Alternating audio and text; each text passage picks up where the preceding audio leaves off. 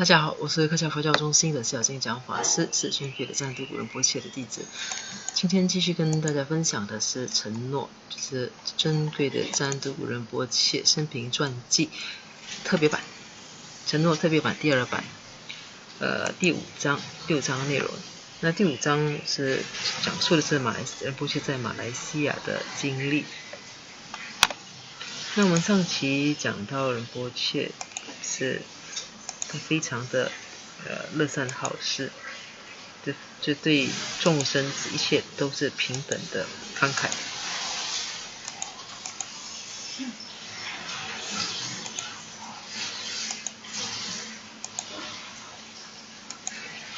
上期我们停在这一个地方，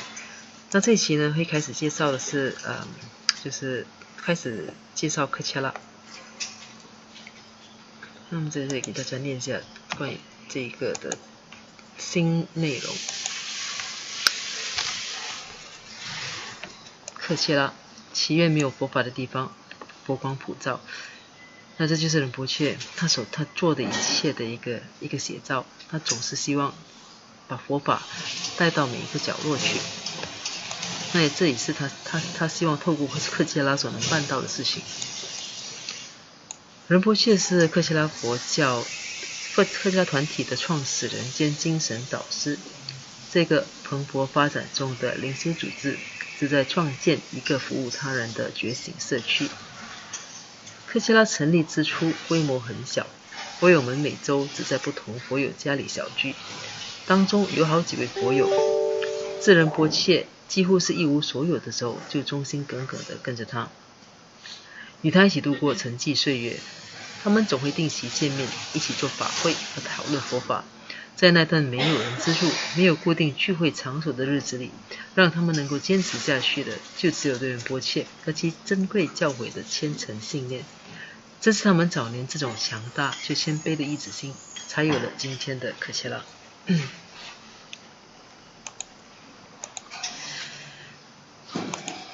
好，这一段介绍的是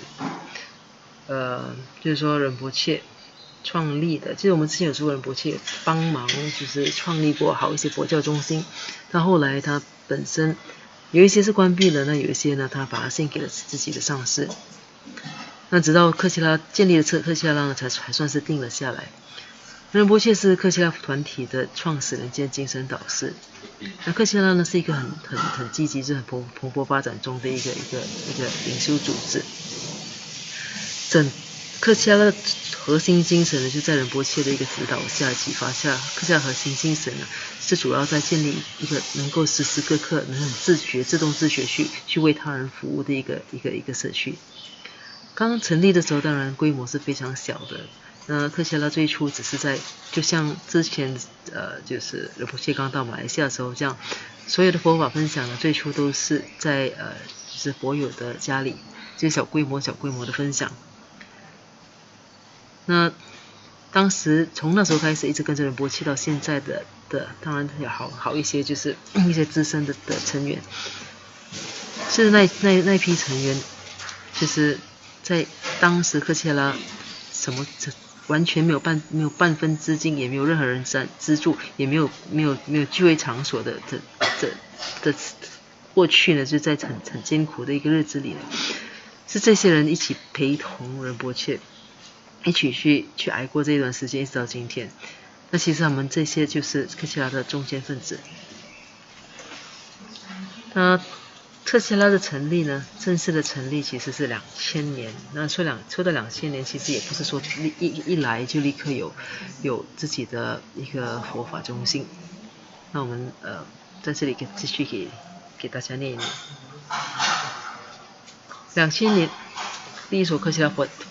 拉天堂佛文物中心的成立，正式标志着克切拉的开始。纳杜维拉陈永发是仁波切的多年朋友兼弟子，同时也是仁波切的功德主。正是在他的帮助下，文物中心才得以建立。克切拉天堂是一家佛教文物中心和小型寺院，主要为初接触佛法及西藏佛教传统的人提供各种资讯、佛像、法器文物和支持。那我们刚才说过，那好不容易呢，就开始2000年，仁波切92年到马来西亚，第一次来马来西亚筹资，那筹了3个月左右，就回到寺院去，过后就一直两地奔跑。那过后在上司的指示下、的建议下，在马来西亚长期定居。那最初呢，建立了好一些，就是在新加坡或者马来西亚呢，有帮助其他的就是一些佛教组织设立佛法中心，但是也都后来都怎么说呢？所以有些不算成功了，有一些是因为理念的不同，都没有再坚持下去。那到了2000年，第一个是真正的克奇拉佛教团体，就开始成立了。它刚开始的成立是，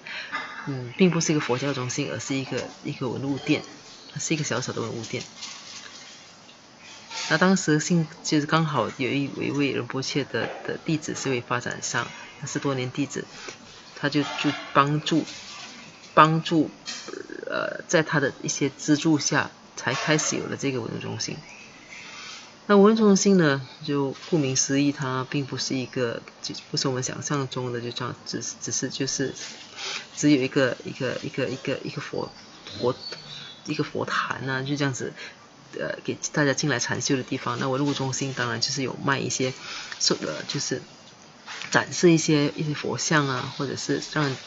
有一些经文啊，或者是一些法器文物等等，是让人家来怎么讲，去迎请回家的。仁波切意识到，任何佛教组织若想要取得成功，就必须能自给自足，还要不断的接引更多新人。就因为这样，仁波切当时有了创办克奇拉天堂的概念，一个既能创立，同时又能吸引马来西亚人学习佛陀教诲的地方。然而，当时的马来西亚依然受到3年前经济风暴余震的影响，所以并不是一个创业的最佳时期。然而，多杰种种护法还是创造了一切所需条件。不久后，一场在槟城的偶遇，使仁波切得以用低价采购由树脂制成的佛像，供作销售用途。拿督维拉陈永发也挺身而出，赞助这个3楼店面每个月的租金和大部分的家私，而接下来的发展则是有目共睹的。那这一段介绍就是这个克奇拉的最初的它的雏形，克奇拉天堂是怎么成立的。那其实仁波切他会成立这一个克奇拉天堂，主要也是因为他除了想要找一个地方，一个固定的场所，能够跟大家分享佛法。那还有另一个呢，就是仁波切发现，其实在马来西亚的新马这一带，要找到适合一个真正就是照相正确的佛像，其实不容易。所以仁波切想要就是能够制造一些这样子的造型正确的佛像，供给大家迎请回去。那另外呢，仁波切也意识到，就是说不能总是想要依赖的善款。那他的理想是能够打造一个能够自给自足的一个佛教中心。那所以就有了一个克奇拉天堂的这样子的一个概念的一个出现。但是当时2000年整体的全球的经济情况还不好。97年经济风暴的影响还在影响到很多人。其实并不是一个适合的时候。不过在仁波切的就是他的坚持底下，再加上当时的拿督陈永发的帮忙，那克奇拉天堂呢，在一份不被看好的情况下就成立了，而且从这个克奇拉天堂文物中心呢，就逐渐发展出了整个到了今天的克奇拉的这个规模。那仁波切刚才说过嘛，仁波切他有感，他觉得就是在新马一带要制造佛像并不容易。那在以前他们在寺院里呢，那寺院有些是印度制造的，有一些是尼泊尔制造的，那些都有固定的工匠来源也是确定的。那在马来西亚呢，仁波切必须全部什么东西都好，他必须从头做起。而且那个材料，当时又没有资金，要找材料的话，要找一些比较经济实惠的。那主要目的当然就是尽快的制造一批造型正确的佛像供大家迎请。所以当时他也就是在机缘巧合下呢，他就在槟城这个地方就找到了一批比较低价的树脂，就是能够制成的这些佛像。所以从那里开始呢，就开始有了克什拉文物天堂的第一批佛像。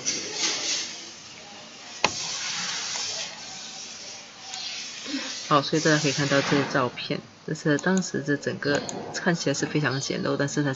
却是一个很重要的开始。那上方就是左上方这个架子的也是非常简单的很便宜的一个架子。那有一些就是上面摆着的这些佛像呢，也都是比较简单的，是由树脂制成的。当然质量来说远远比不上今天的水平，但是那是仁波切已经所能够做到的最怎么讲最好的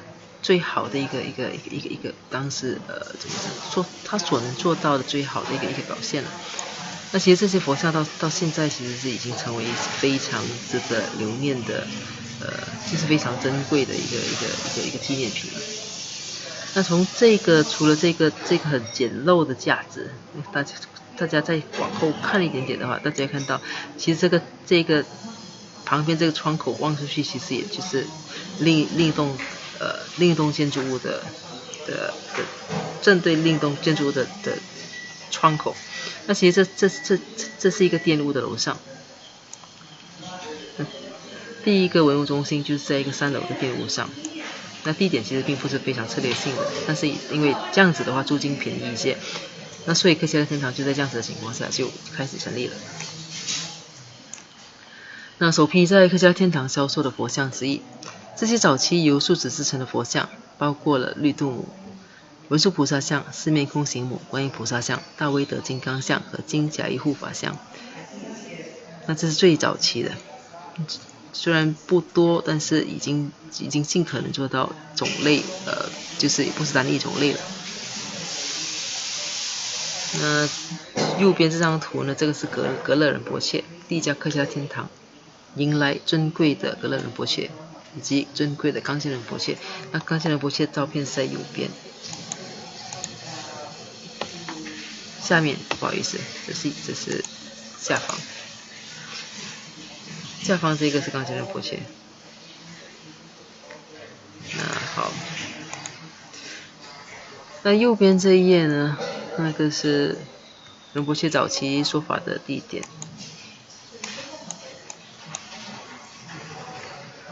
那当时克西拉天堂呢，还不是一个很适合说法的地方，因为地方还是比较小的，所以当时仁波切还是一样，就是到一些弟子们的家里呢，或是一些就是一些小型的中心来说法。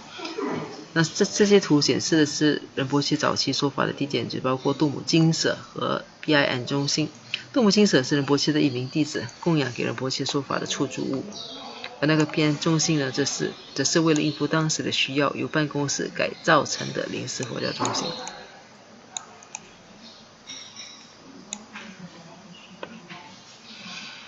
好，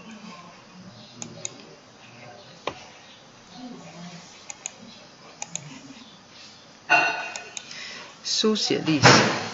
那这个呢，说的就是克西拉佛教中心的成立了。好，我们给大家念一念这一个内容。由于当时尚未有佛教中心，也没有寺院，仁波切就在第一所佛教文物中心内进行了数百小时的非正式开示，也是教会见了许多人。仁波切的弟子们也在外租屋，如位于格拉纳在野的杜姆精舍，供仁波切讲学用。随着聚会规模变得越来越大，仁波切和其弟子们打算投资购买一个永久性的场所。当时他们没有资金，没有赞助，也没有人有多余的资产，但是弟子们的态度依然十分坚定。他们很快就在位于巴达林在野新开发的金双威市镇找到了一家店铺。2004年，克西拉佛教中心诞生了。它成了科切拉团体的主要寺院，也是举办佛法开示、法会、禅修和学习课程的中心。那大家如果串得起来的话，那大家大概可以看到那个时间，这几年从2000年开始，那这个一切的发展就是开始进入一个快速的发展期。那从最初的2000年的科切拉文物中心，那到了2004年科切拉佛教中心的正式成立。那这4年时间内，就是仁波切很积极的，他这一期间呢，他总是就是除了在文物中心上面进行分享开示之外，也同样也沿用旧的方式，在弟子们的家中或者一些比较非正式的一些怎么说呢，就是在一些小型的佛教中心来给予开示。那后来呢，出席的人数越来越多，那仁波切是觉得是时候需要有自己本身的固定的一个佛教中心了，所以那时候呢就跟弟子们商量，那弟子们也都很穷那时候，但是大家都认为这件事情势在必行，而且大家都认为这个东西是行得通的，所以到了2004年呢，终于给仁波切在一个新的地区，在马来西亚巴达林寨也的一个新发展的地区金双威市镇找到了一家店铺，就开始有了科切拉佛教中心。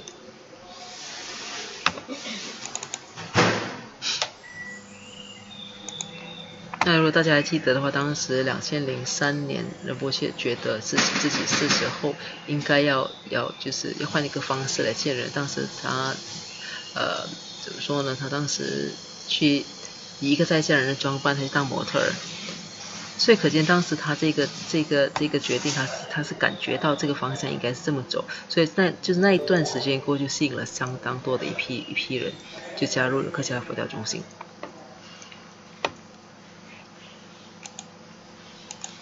好，我们再翻开下一页。这一页呢，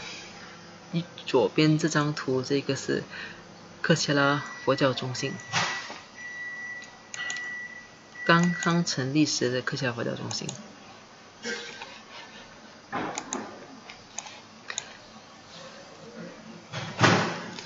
这是2004年成立的。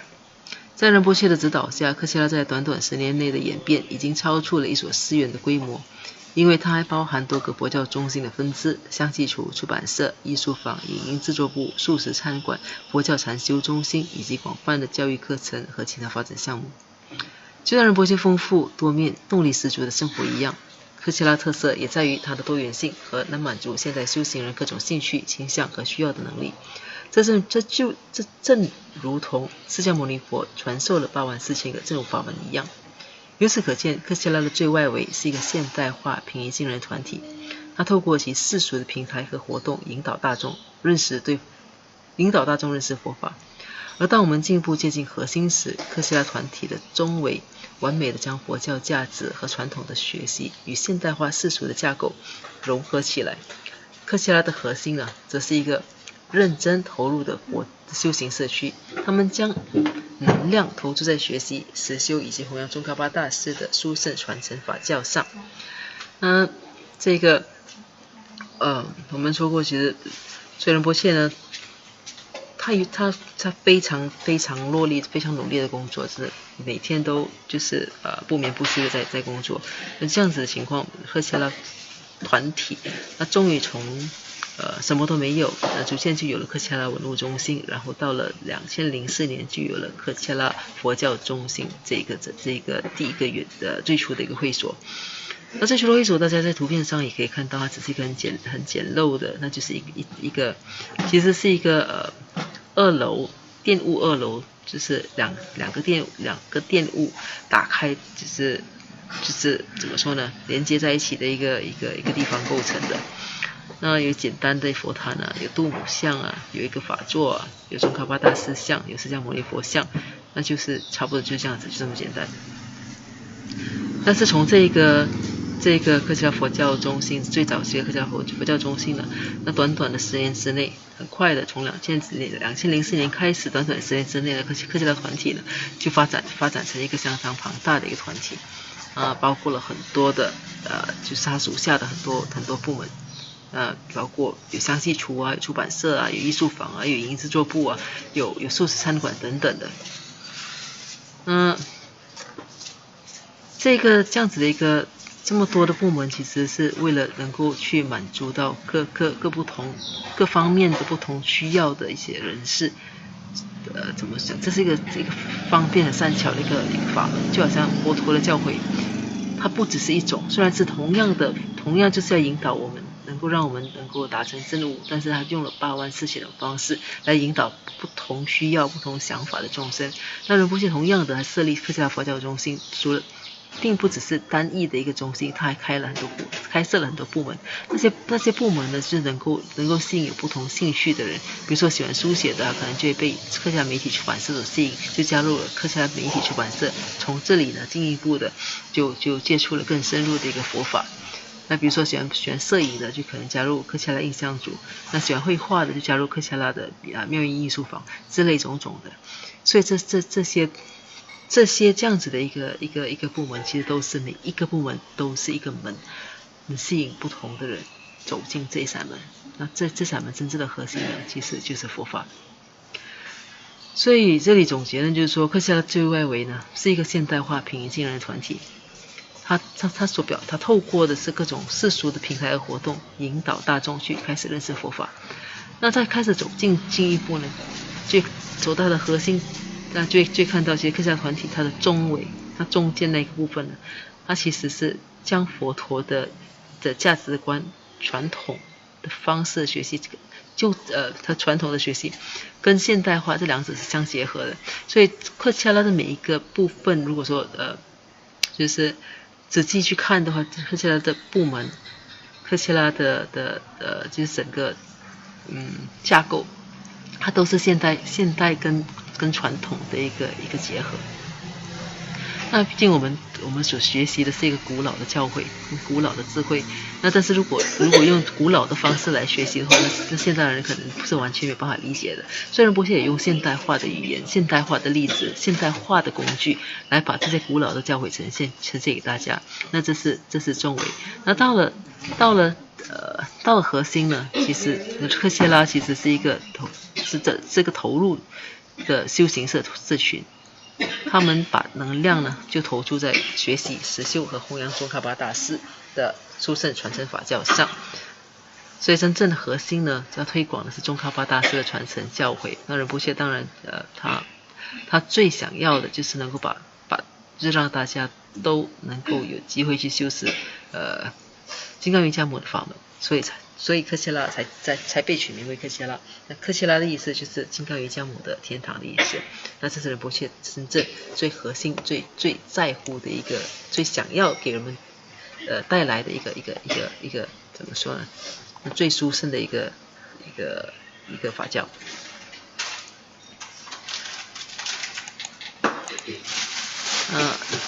右边这2张图呢是仁波切给信众们加持的图片。那个同样，这个是在克夏拉的2004年成立的克夏拉佛教中心。那仁波切对孩子总是也是特别照顾，就是他希望能够每一个小孩呢都能够自小种下佛法的种子。那越早种下开启佛法的种子呢，那对他将来的人生其实是有更大的好处的。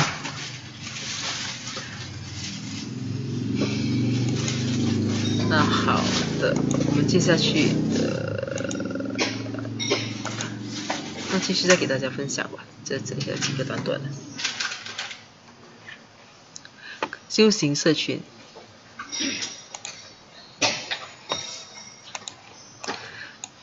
在本质上，克夏拉是一个修行社群，共同的目标是寻求解脱和善用生命来造福众生。在这里，大家透过日常生活中的各种活动和个人修持来实修佛法。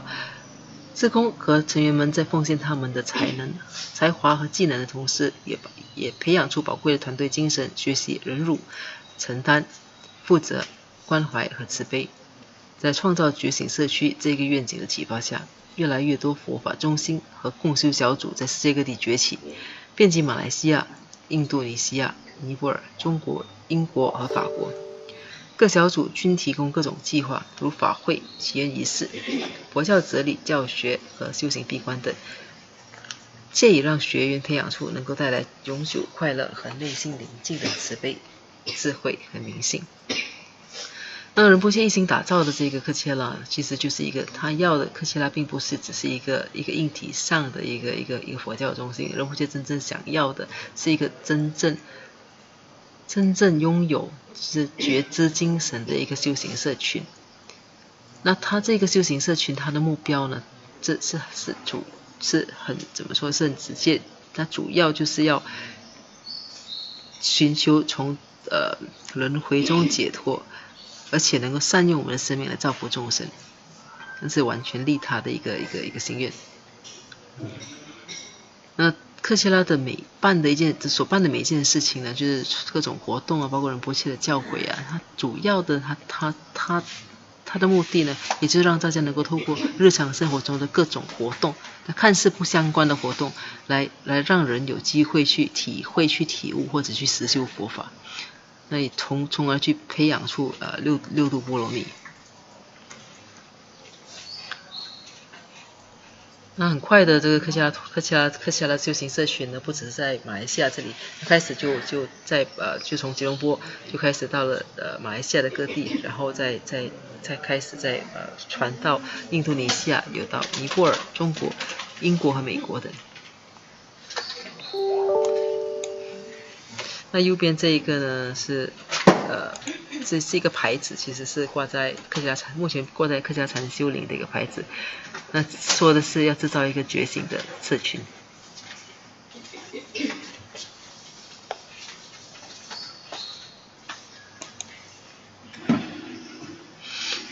那再接下来这两张图，这个是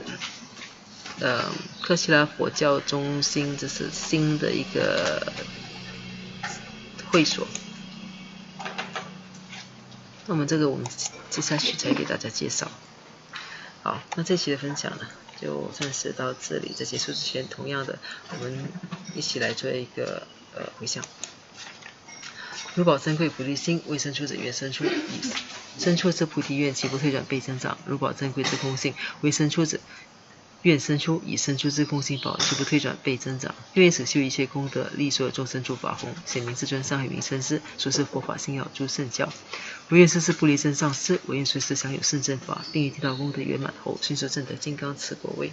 愿我趁此善根力，速即成就上师佛，一切众生尽无余，悉令安置是佛地。愿以弘扬中喀巴法王正法理则记，直系障碍之征兆，一切顺缘悉圆满。我及他人之三世，一指相属二之一，祈愿上海名称佛，教法永驻圣增长。愿咒吉祥，业吉祥，昼夜60恒吉祥，一切世中皆吉祥。我愿三宝常摄受。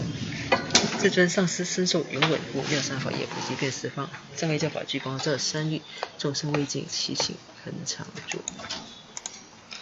好的，我们这一期的分享到这里结束，我们下期再见，谢谢大家。